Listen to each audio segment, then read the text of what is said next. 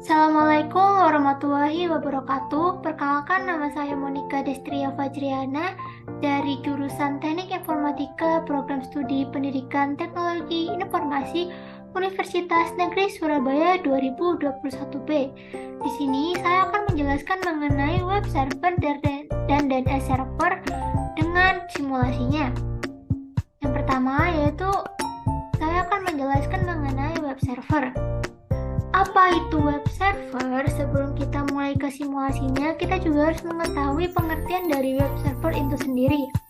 Web server adalah perangkat lunak yang berfungsi sebagai penerima permintaan yang dikirimkan melalui browser, kemudian memberikan tanggapan permintaan dalam bentuk halaman situs web atau lebih umumnya dalam dokumen HTML. Web server dapat mempunyai dua pengertian berbeda, yaitu sebagai bagian dari perangkat keras hardware maupun sebagai bagian dari perangkat lunak atau software. Jika merujuk pada hardware, web server digunakan untuk menyimpan semua data seperti HTML dokumen, gambar, file CSS, stylesheet, dan file JavaScript. Sedangkan pada sisi software, fungsi web server adalah sebagai pusat kontrol untuk memproses permintaan yang diterima dari browser. Selanjutnya yaitu ada bagaimana web server bekerja. Saat mengambil halaman website, browser mengirimkan permintaan ke server yang kemudian diproses oleh web server. HTTP request dikirimkan ke web server. Sebelum memproses HTTP request, web server juga melakukan pengecekan terhadap keamanan. Pada web server, HTTP request diproses dengan bantuan HTTP server. HTTP server merupakan perangkat lunak yang bertugas menerjemahkan URL atau alamat situs web serta HTTP atau protokol yang digunakan browser untuk menampilkan halaman website. Kemudian, web server mengirimkan HTTP response ke browser dan memprosesnya menjadi halaman situs web. Pada saat web server menerima HTTP request dari browser, jika diperlukan, web server akan mengirim query ke database untuk memenuhi permintaan HTTP request yang dikirimkan oleh browser. Selanjutnya yaitu ada fungsi dari web server. Fungsi dari web server sendiri selain sebagai komunikasi penghubung dengan situs web dan memproses HTTP request yang dikirimkan oleh browser, terdapat 3 fungsi lainnya, yaitu yang pertama, memastikan semua modul yang dibutuhkan tersedia dan siap digunakan. Yang kedua, membersihkan penyimpanan cache dan modul yang tidak terpakai. Yang ketiga, melakukan pemeriksaan keamanan terhadap HTTP request yang dikirimkan browser.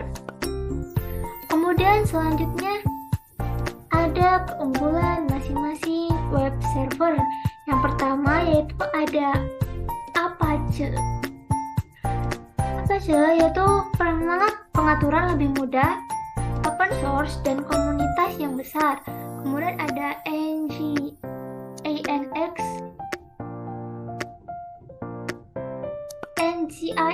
yaitu keunggulannya ringan, banyak fitur dan stabil, dan performanya tinggi. Kemudian ada IIS. Keunggulan dari IIS sendiri yaitu IIS mendukung penuh pada Windows, adanya kemampuan pengecekan kesalahan, dan kerja menggunakan PHP lebih stabil. Kemudian ada Lightspeed Web Server. Keunggulan dari Lightspeed Web Server yaitu memiliki pencegahan DDoS, recover kesalahan secara langsung, dan kompatibel dengan .htaccess. Kemudian, di manakah Anda bisa mendapatkan layanan web server? Anda bisa menjalankan layanan web server pada server lokal jika hanya untuk coba-coba. Caranya, Anda dapat mengunduh file instalasi web server, kemudian letakkan pada komputer lokal Anda. Akan tetapi, jika menggunakan cara ini, Anda tidak bisa mengaksesnya dari mana saja, kecuali jika Anda mempunyai alamat IP dinamik. Solusi lain adalah dengan menyewa perangkat VPS pada penyedia layanan VPS. Saat melakukan order layanan VPS, biasanya sistem operasi bawaan sudah tersedia.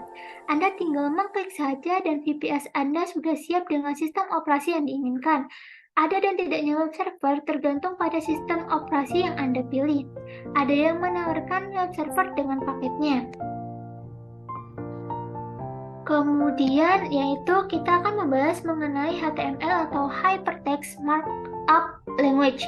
HTML merupakan bahasa dasar pembuatan web. Disebut dasar karena dalam membuat web jika hanya menggunakan HTML, tampilan web terasa hambar.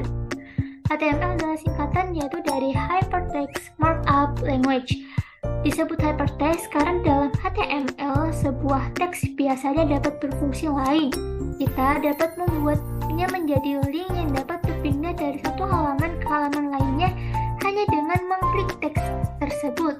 Kemampuan teks inilah yang dinamakan hypertext. Walaupun pada implementasinya nanti tidak hanya teks yang dapat dijadikan link. Disebut markup language karena bahasa HTML menggunakan tanda atau mark untuk menandai bagian-bagian dari teks. Misalnya, teks yang berada di antara tanda tertentu akan menjadi tebal dan jika berada di antara tanda lainnya akan tampak besar. Tanda ini dikenal sebagai HTML tag. Kemudian ada HTML merupakan bahasa dasar pembuatan web. Disebut dasar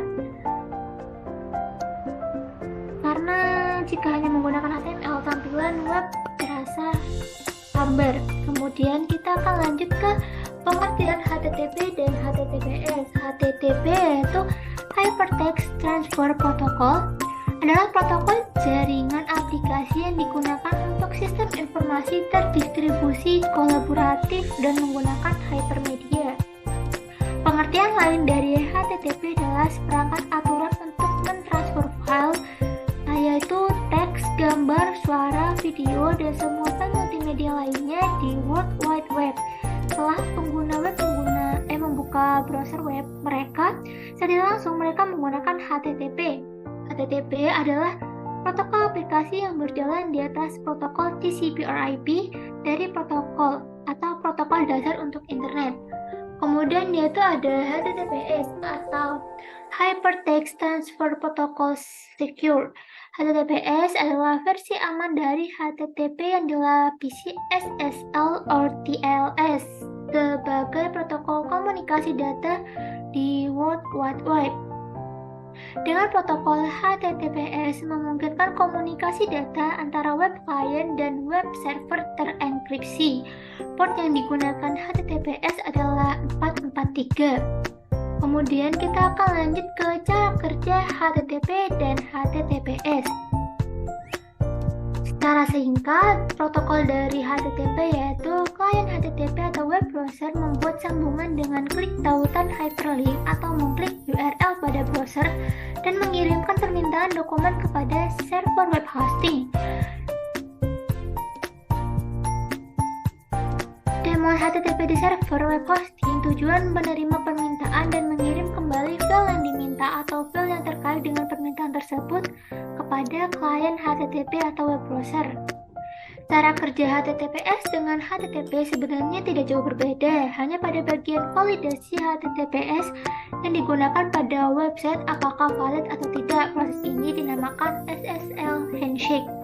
Apabila valid, website akan menampilkan HTTPS:2 kemudian garis miring dengan gembok hijau atau nama perusahaan website. Apabila tidak valid akan ada peringatan situs tidak aman. Kemudian kita akan lanjut ke simulasinya. Baik, di sini saya akan mensimulasikan mengenai web server yang telah saya jelaskan sebelumnya. Di sini sudah ada skema jaringan yang telah saya buat. Di sini kita akan mengecek dengan dari PC 1 di IP configuration. Di sini IP address-nya saya menggunakan 192.168.1.1. Di sini subnet max-nya akhirannya yaitu 192 karena kita menggunakan /26. Di sini juga ada default gateway-nya saya gunakan 192.168.1.62. Kemudian kita akan mengecek PC 2. Di sini kita akan mengecek IP configuration-nya. Di sini IP address-nya akhirannya berganti menjadi 2 dan subnet max-nya sama sampai PC 6 menggunakan 192 dan di sini default gateway-nya 62. Kemudian di PC 3 kita akan mengecek juga IP configuration yaitu 192.168.1.3 dengan subnet maxnya itu 192 akhirnya. Default gateway-nya dibiarkan kosong, kemudian kita ke PC 4. Kemudian kita melihat di IP configuration-nya yaitu akhirnya 65 dan subnet maxnya 192. Default gateway-nya yaitu menggunakan 126. Kemudian kita cek divisi 5. Divisi 5 sini IP address 66, subnet max 192, default gateway-nya dibiarkan kosong. Kemudian divisi 6 maksud saya. Kita cek juga di configuration-nya, ini IP address-nya 67, subnet max-nya 192 akhirnya.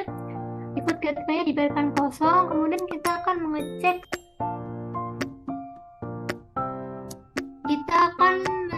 di desktop, kemudian IP configuration di sini sudah disetting jadi 43.43.43.1. Kemudian di sini subnet max-nya itu 255.255.255.0 dengan default gateway 43.43.43.3. Kemudian kita ke service, kita ke index HTML ini, kemudian edit. Di sini kita masukkan seperti ini. Setelah itu kita save. Setelah itu kita close. Setelah itu kembali ke PC 1. Kemudian kita ke desktop, kemudian kita klik web browser.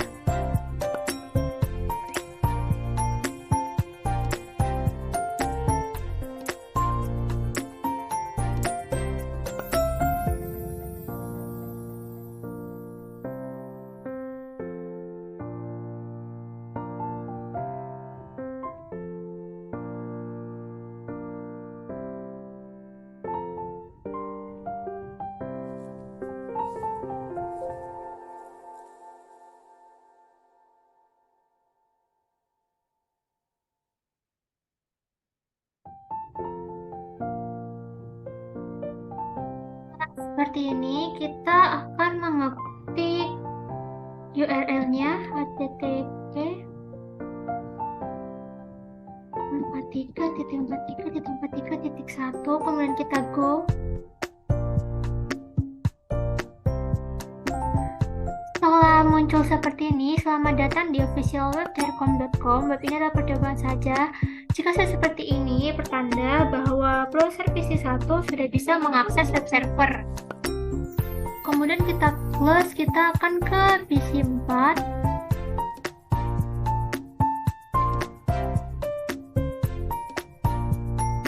Kemudian kita ke web browser lagi.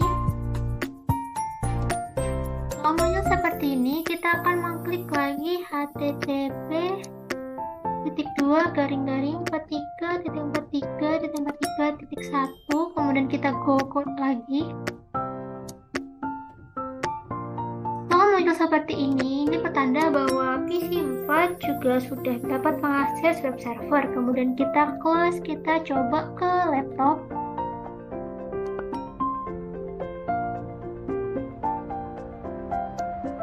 Kemudian kita ke web browser. Setelah seperti ini kita klik lagi 43.43.43.1, kemudian kita go kembali.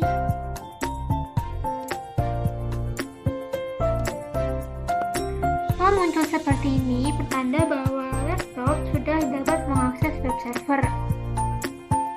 Berikut adalah simulasi atau praktikum dari web server itu sendiri. Kemudian kita akan melanjutkan pembahasan mengenai DNS server.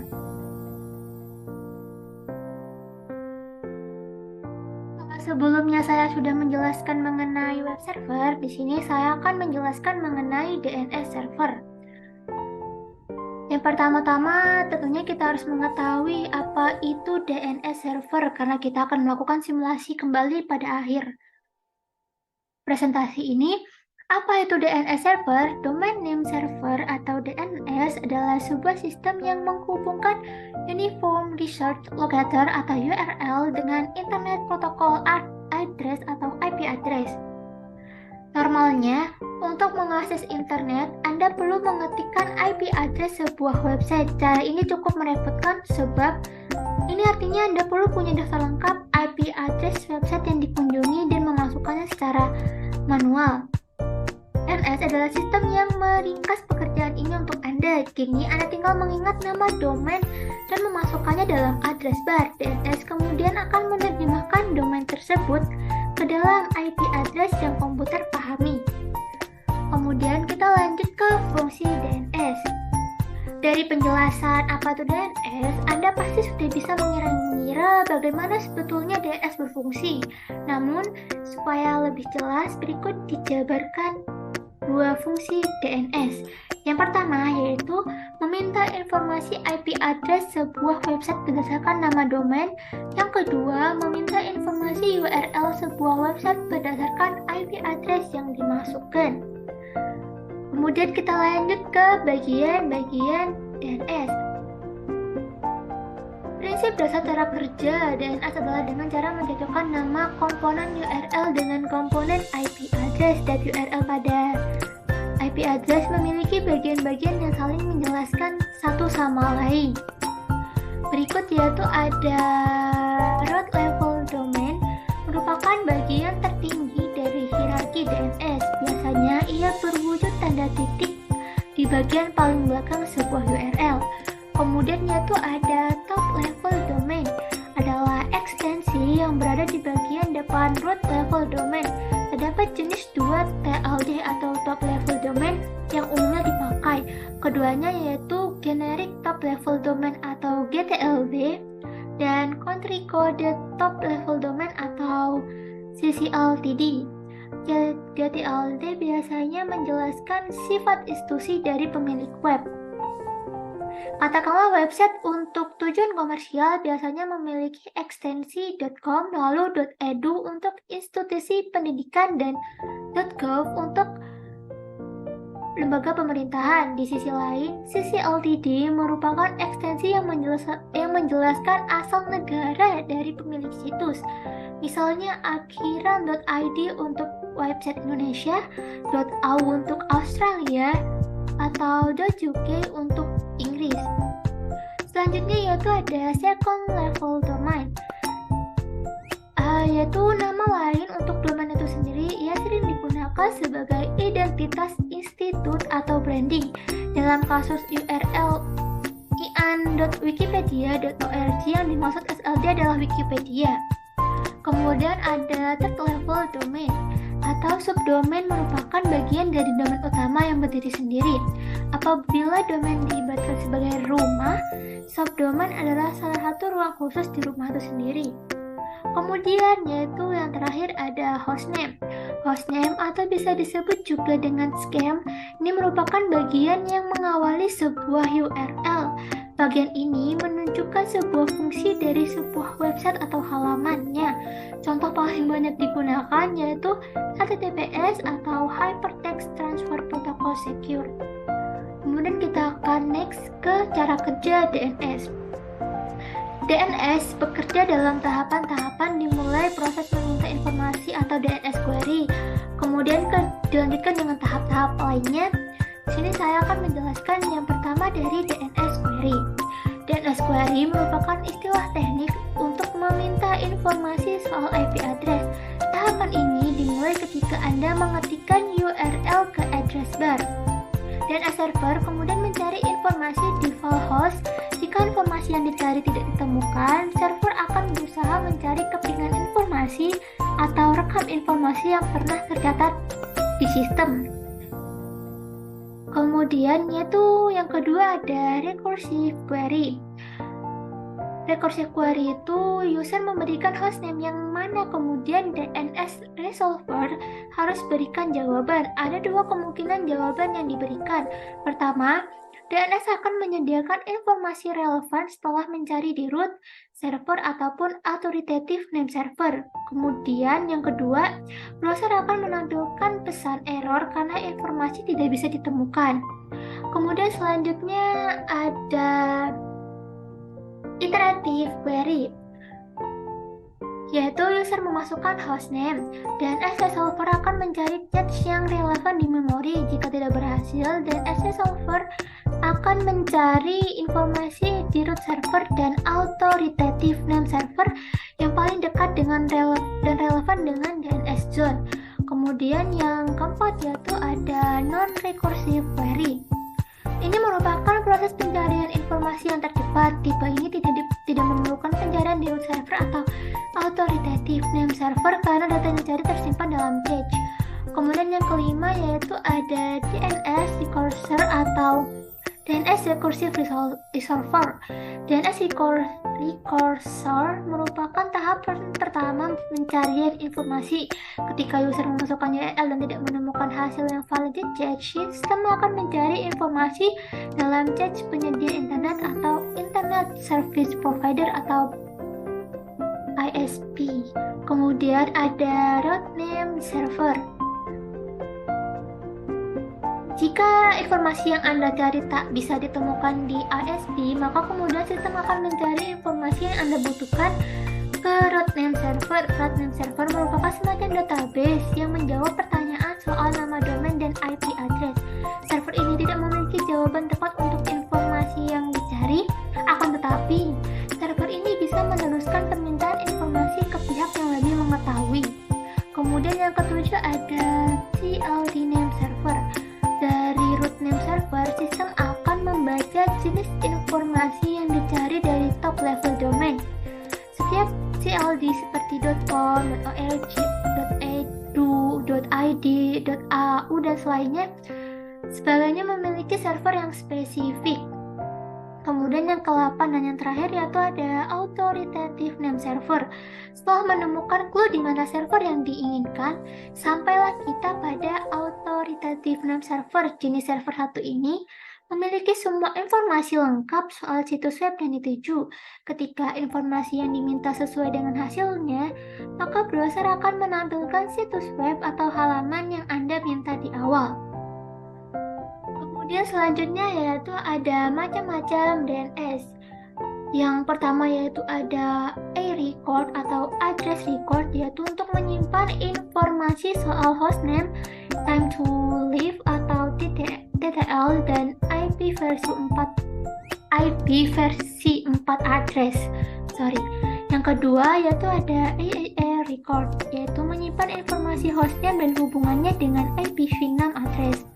Kemudian yang ketiga ada MX record, yaitu merekam server SMTP yang khusus digunakan untuk saling berkirim email di suatu domain.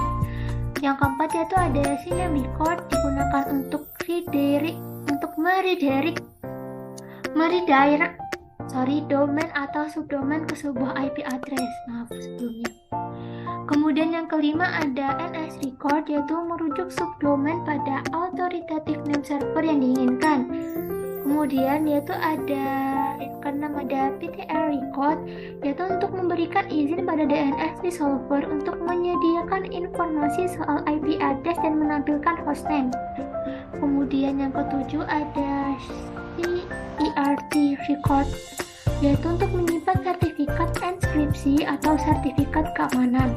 Yang ke-8 yaitu ada SRV record, yaitu untuk menyimpan informasi terkait lokasi komunikasi semacam priority, name, week, port, points, dan TTL. Yang ke-9 yaitu ada TXT record, yaitu membawa dan menyalurkan data yang hanya bisa dibaca oleh mesin. Yang terakhir atau yang ke-10 yaitu ada SOA atau SOA record, bagian yang muncul di awal dokumen DNS zone. Bagian yang sama juga merujuk pada authoritative name server serta informasi lengkap sebuah domain. Baik, selanjutnya yaitu kita akan lanjut ke simulasi dari DNS server itu sendiri. Baik, di sini saya akan mensimulasikan mengenai DNS server. Di sini skema jaringannya masih sama seperti pada web server. Dan saja saya sudah men-setting DNS-nya di sini. Kita ke desktop, kita ke IP configuration. Di sini IP address-nya sudah saya ubah menjadi 33.33.1. Kemudian di sini di service DNS-nya ini saya sudah menambahkan ini jarcom.com dan www.jarcom.com. Kita di sini hanya menggunakan dua, yaitu menggunakan Arecode dan Cinem. Cara untuk mengisi ini kita menulis namanya yaitu jarcom.com seperti ini, type-nya Arecode, addressnya yaitu kita menggunakan 43.43.43.1. Ini merupakan IP address dari web server. Kemudian yang ini kita tuliskan www.jarcom.com. Kemudian kita cari di sini Cinem, kemudian kita tulis addressnya yaitu jarcom.com. Kemudian di sini kita close ya, kita ke PC 1. Kita ke IP configuration. Di sini di PC 1 dan server sudah diganti menjadi 33.33.33.1. Sini kita kemudian ke DHCP ini.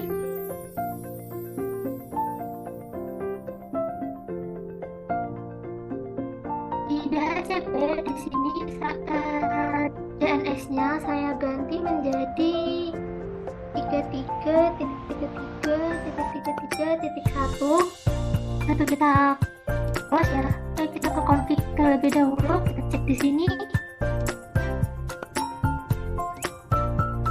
Di sini IP address dan subnetnya sudah saya atur. Kemudian kita ke laptop.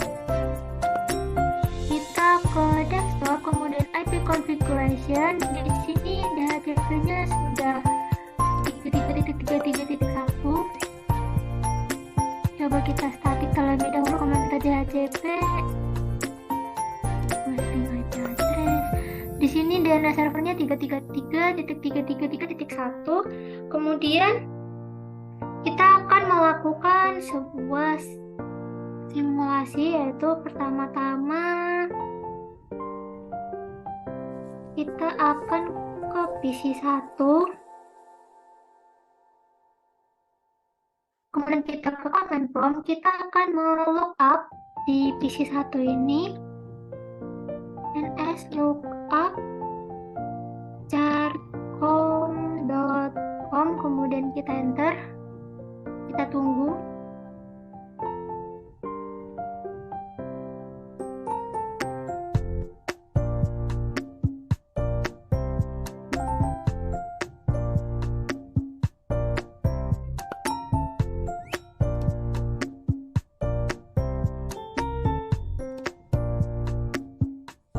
Di sini dapat dilihat ya tuh servernya 333.33.1 itu DNS-nya dan addressnya juga 33 nih, servernya seperti ini. Di sini ada name yaitu jarcom.com dan addressnya yaitu 43. Kita coba ns lookup www.jarcom.com, kemudian kita enter. Di sini juga sudah ada name.com.com dan addresnya seperti ini. Kita close, kita coba cek di laptop. Pada simulasi kali ini kita hanya fokus pada PC 1 dan laptop saja untuk mempersingkat waktu. Di sini kita akan menulis ns lookup jarcom.com. Kemudian kita enter. Di sini kita juga tulis ns lookup www.jarcom.com dan kita enter. Seperti ini berarti di sini sudah ada dari name, jarcom.com addressnya di sini juga sama. Kemudian kita close. Kemudian kita akan ke PC 1, kemudian kita akan ke web browser.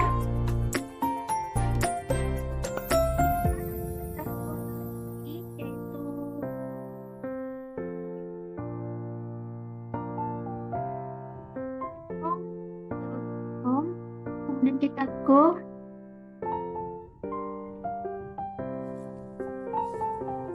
Jika sudah muncul seperti ini, berarti PC 1 sudah bisa mengakses web server dengan URL domain. Kemudian kita coba menggunakan http www.jarcom.com. Kita klik go.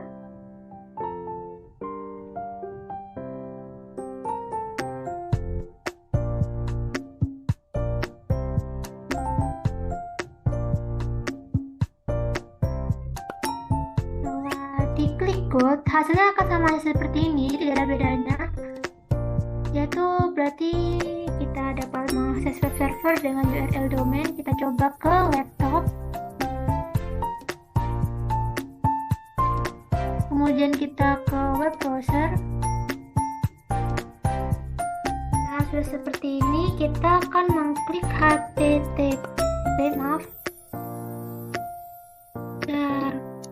com.com, kemudian kita go.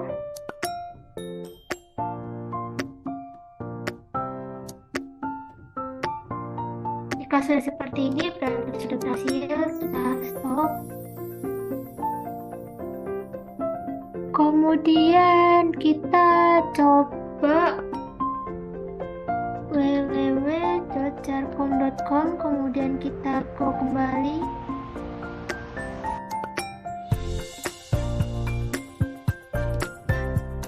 Hasilnya akan tetap sama saja, tapi berarti sudah berhasil. Kita close saja. Baik, hanya begitu saja dari penjelasan saya mengenai web server dan juga DNS server di sini. Jika saya ada kurang salah kata atau kurang dalam penjelasan, saya mohon harap maklumi hal itu. Sekian dan terima kasih. Wassalamualaikum warahmatullahi wabarakatuh.